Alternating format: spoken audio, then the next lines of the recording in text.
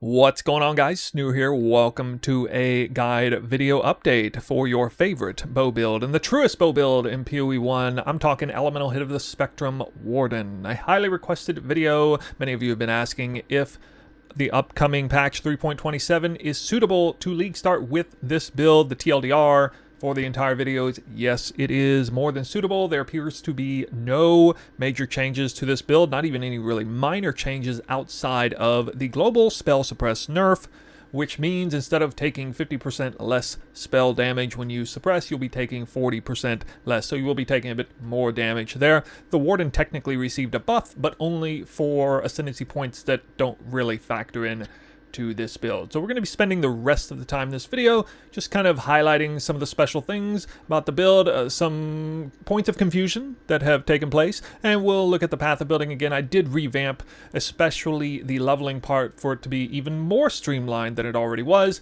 and given that it is my most comprehensive and longest worked path of building, that's saying a lot. So let's get to it. Just so you know, the background footage here is of the original build guide video, and that will be linked down in the description below. Most of the information there is applicable to the current meta.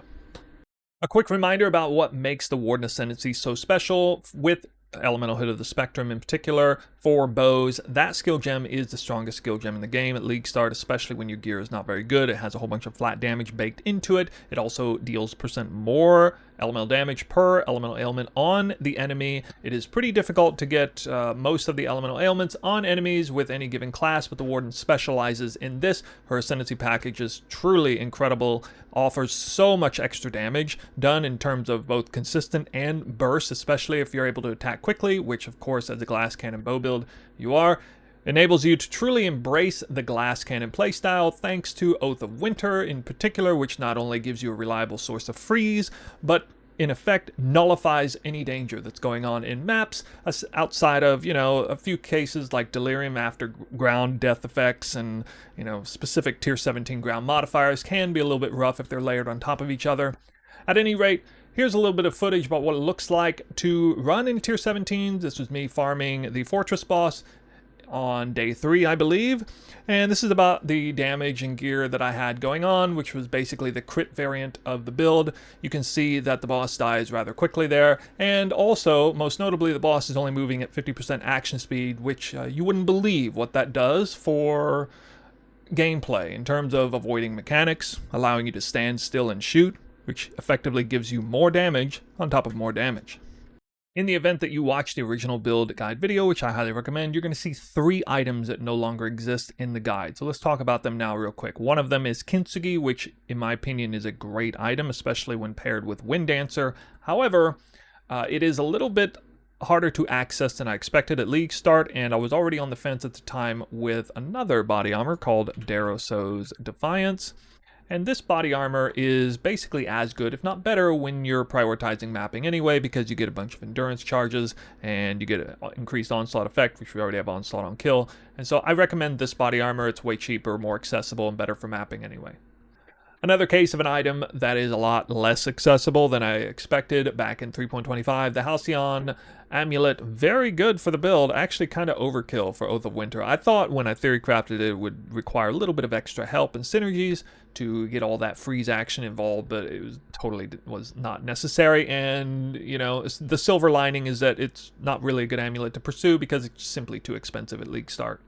So instead of the Halcyon, we're going to go with Career Ward, which is a complete 180 in terms of accessibility. I mean, this amulet, there's tons of them on trade. It can still be a little bit expensive. I'm talking like 4 to 5 chaos on day 1, but the market's absolutely flooded with these, and it's not that amazing of an amulet. It's just in terms of where the priorities lie, this one might as well just kind of sit with this one, especially when we look at the Anoint. Which brings us to the third major change for the build guide. Defiled Forces was recommended initially because I thought that Oath of Shock would also need some help in sustaining the shocks, and that turned out to be overkill as well when you factor in all the Ballista Totems for the non-crit setup, or just the insanity with Storm Rain, just layering Storm Rain on top of all those beams going out. It really ramps up the shock effect all the way to, well, 50 copies of it for a total of 100% shock effect. And so what we're going to go with instead Since Kurui Ward is such an accessibly easy amulet to get in the beginning, might as well pair it with a very easy anoint and a very impactful one. Usually you need the strength at this time, and that is 40% increased damage, and the projectile speed does matter a little bit for this build, and so it's just a real nice comfy option. I don't take the amulet slot too seriously right now in the guide. I think it's a nice reprieve for, you know, considering you gotta like go for other more challenging gear pieces, and so those are the three major changes. It's the body armor, the amulet, and the anoint for the amulet. Now let's go over the three major swaps that take place in the build and the source of pretty much all the questions I've gotten in the last couple leagues. These are definitely things you got to watch out for, and they are as follows. When to swap from Rain of Arrows to Elemental Hit of the Spectrum. This is the first swap that takes place early on in the campaign or towards the end. The next one is when to swap from Deadeye to Warden. Of course, you're not going to necessarily start as Warden. The Deadeye is a superior ascendancy early on when the content's really easy because you get Tailwind first and Far Shot is second, and that's also pretty good basic ascendancy for bows, but eventually you got to swap over to Warden. And the last one is Crit, when to swap to Crit from Precise Technique. As you can see, this is the final version of the build in front of you, the Freeze Elemental Hit of the Spectrum Warden baseline right before the Crit swap, and so we'll talk about that as well. I suppose as an honorable mention, we do start with Galvanic Arrow or Burning Arrow or whatever skill you really want, and you swap over to Rain of Arrows towards the end of Act 1. It'll look something like this, where you immediately go to Precise Technique as well as Point Blank, and you play the build very aggressively. Yes, Point Blank does work with Rain of Arrows. As you progress through the campaign, you move up forward like this, you get a little bit of reservation efficiency, allowing you to run both Haste and Anger at the same time. And don't forget about this little leech point here. And then moving forward, got to make sure you got that accuracy on point. Can't have too much life going on, so kind of racing over to accuracy pretty quickly. Then there's a pretty big swap here, and you'll see suddenly I took a whole bunch of stuff up here, like additional arrow, additional projectile, and pierce. Well, this is basically the swap timing, somewhere around this many passive points. I would not recommend it much earlier than the end of the campaign. I usually do it somewhere around Act 7 or 8, and I do it earlier than I probably should. So you'll notice a major power spike when this takes place, because you'll go from, you know, Rain of Arrows just showering enemies with a bunch of arrows that don't hit very hard to suddenly a very hard-hitting skill gem that has, well, 3 projectiles if you take these points, and with returning projectiles will come back, pierce, and do a whole bunch of damage, and yeah, things start to really ramp up then. As you can see, staying on this point, I am still the Deadeye. Now, I like to swap on the 3rd Ascendancy. Actually, the guide recommends on the 4th Ascendancy, so the 3rd Ascendancy, you go from, first of all, it's Tailwind over to Far Shot. Now, when you run Far Shot, you're basically removing Point Blank, and then you start playing it a different way, where you're, you know, shooting Rain of Arrows or Elemental Hit of the Spectrum from afar. And definitely once you get Elemental Hit of the Spectrum, you want to play it that way, because you have returning projectiles, which will always be kind of Far Shot status. And then Endless Munition now giving us 5 projectiles instead of 3. It doesn't matter that much, but yeah, that's there if you want. And then moving forward is the swap to Warden. This takes place somewhere in the middle of Atlas progression, probably white, yellow, maybe red maps. Basically your 4th Ascendancy, either your 3rd or 4th Ascendancy, and you have the entire package here. Ready to go. If you do it on the 3rd Ascendancy, it's recommended to go Oath of Summer, Oath of Winter, and Avatar of the Wilds. As you get up into red maps, you'll hit the late Atlas phase, where you just continue progressing to this until the final version, early end game. You can see that I'm currently level 93. I have made a few tiny changes here, and this is what the tree looks like. No cluster gems, nothing going on crazy. Actually, just let's see if we use the loadout here. You will see I do have 6 links populated up here now, and you know, the gear is very unique heavy, but in one sense it makes it easy for you. You don't have to worry about crafting a bunch of stuff. Once you get the items, you get them and they're done. The fledgling is probably the hardest item to obtain here. It's either that or the taming, and so there's a couple uniques that are sort of mini chase status. You can see Kurui Ward still in play. The boots are very cheap. The gloves are extremely powerful for the build, but also quite cheap. Daryl's Defiance is pretty cheap, although getting a 6-linked isn't so much, and the quiver is very easy to get. The bow, I used to have +1 additional arrow here. It's actually not necessary at all. In fact, that's one of the big understated things about the build. You really don't need extra arrows beyond just the 2 you get here. 3 is plenty. I was running with only 3 arrows when I was doing tier 17s. And so the crit swap basically takes place sometime between that point and here. Now you can swap earlier if you want. I mean, you can see there's a lot going on here suddenly with more investments in jewels. The point is, this is as far as you would want to go. You can swap around 85, you can swap around 90. What you really need to worry about is the items. There's a couple items you absolutely need to get before you do that too, okay? One of them is a bow, a true crit bow. It does not have to have additional arrows, by the way. It just needs to have a flat crit roll on it. It needs to be a spine bow base, or at least ivory bow base. And the other crit item here is Hiri's Truth. So this is a very big amulet upgrade after having career reward with a much more expensive anoint. But anyway, Hiri's Truth is a crit item. The bow is a crit item. That's it. There's no other crit anywhere on gear, and you just swap over to the appropriate passive points. You got to do this all at once, and do not mess it up, because if you forget to unspec precise technique, you will be shooting yourself in both feet and actually doing less damage than you would have if you had never swapped at all. It's right at this point where the build starts to feel like an absolute powerhouse. You have inspired learnings for if you want to farm a bunch of juice content, great. You don't even need it. I was doing, bossing tier 17 without taking advantage of headhunter buffs really at all. I mean, an unnatural instinct is really nice here. The thread of hope is also really good here. You can see the gear did not get tremendously more expensive in the process, and yeah, the gems will look something like this. This is all represented in the guide for you. Of all the changes that took place in the guide, it's a lot of the little things that help streamline the understanding process of what to do. I didn't do a huge amount of changing on the notes, but there are some differences in here. Okay, there's a lot of great information here for you guys. Especially if you're not that comfortable leveling as bows, you can kind of understand and not get lost at the very least. Okay, and then also renamed a lot of these, and you already got to see the trees in action. It goes all the way up. Guys, this is from 0 to hero, all right? This is all the way to mirror tier status. You have no crit.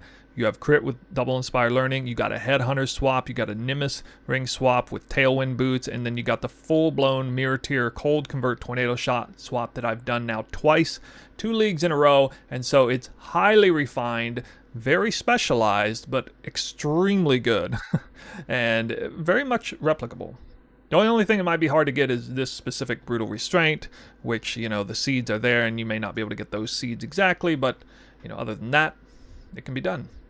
There's also many more loadouts in terms of leveling, even at the beginning here, so you can kind of get a sense of, I mean, there's a little bit of config stuff and, average unbound uptime and things like that, but, don't take that terribly seriously if you don't want to. I do want to point out there are some leveling uniques, and at some point I don't know if I'll get around to it, but I really do want to make a separate video on how good leveling uniques are, unless you are an actual racing god or you are playing SSF. As long as you're not either of those things, leveling uniques can be a great way to boost the enjoyment out of getting through that campaign one more time again, and going all the way to your void stones and whatnot. Quill Rain is surprisingly strong with this build. I would have never guessed it before making the guide. I tried it out in 3.25, couldn't believe how good it was. I got it very quickly in 3.26, and I mean, there's no point where you can get this bow too early. You just simply do too much damage. Even that crazy amount of less damage dealt is overridden by just how fast you can move, because you're barely spending any time attacking, how many attacks you can get out. And it's also incredibly good for things like Oath of Winter and Oath of Spring. And so yeah, get your hands on Quill Rain. It makes that otherwise boring process of getting through the Atlas again a whole lot more enjoyable. The remaining uniques are not necessary. You don't really need it. Actually, none of these uniques are necessary for leveling. They're just what I would recommend, and some uniques that I've played around with, and absolutely do not regret trying those uniques out. And so, here's some of the really early stuff, and then, going a little bit further, and then, the actual build. Alright guys, there you go. That's an update video for you. Nice, short, and sweet. Well, maybe a little bit comprehensive, I guess. But yeah, aside from a few changes that have taken place over the last couple leagues, this is easily the most refined, steadfast, strong bow build that I've ever created. And there has been a lot of conjecture in the community about the state of bows and the power of this build. Takes one to know one. I would only trust the opinion of somebody who's actually ran this build. And by the way, if you want to hear a really interesting opinion and you don't want to take my word for it, I would suggest going to take a visit over to a little known creator named ProPlays. You see, I got a very interesting piece of information about a week into the league last league that he decided to league start Warden bows. Not my build, but Warden bows, you know, when nobody was doing Warden bows. And he was apparently farming tier 17 day 1. I take him at his word. That was a lot faster than me or anyone that I'm aware of. He would go on to drop a few dozen mirrors. Apparently farmed over 100 mirrors last league. And so he's truly the MVP of the league. He absolutely outshined any and all of us creators. I mean, nobody couldn't even touch the guy last league. And so I think it's warranted. A huge shout out to Pro Plays, my guy. I will link his Twitch in the description of the video so you can go there direct, tell him I sent you, and I wouldn't even mind losing a few viewers to that guy because he absolutely deserves it more than anyone I know. And so yeah, check him out. Really cool guy. Ask him what he thinks about Warden bows and the current state of the game. If you have any remaining questions, let me know in the comments section down below. We'll be on the Discord, and I will be streaming League Start, of course. I'm still coming out with a build guide for a different build, as I am not going to be running Elemental Hood of the Spectrum again. I would love to do it. I mean, I like the idea of doing it. It's just that I've already ran it twice in a row, and I simply want to do something a little different, that's all. But highly recommend it. In fact, it's probably, especially in terms of how experimental the next League Starter I'm coming out with is in 3.27, I would probably have a higher confidence level in the Warden being a stronger build overall, especially at League Start. But yeah, take that for what it is. I don't want to downplay the League Start I'm coming with. I'm definitely excited to play it. So look forward to the official guide coming on that hopefully tomorrow. I'll try to get it out before the last second. But yeah, I'm working on it right now. But anyway, got this video out. Here you go, update video. Let me know what you guys think in the comment section down below. Are you excited to try Elemental Hit of the Spectrum Bow Warden? Or are you going to play something else, which is totally fine. No problem. Anyway, thank you guys for watching. I'll see you in the next video.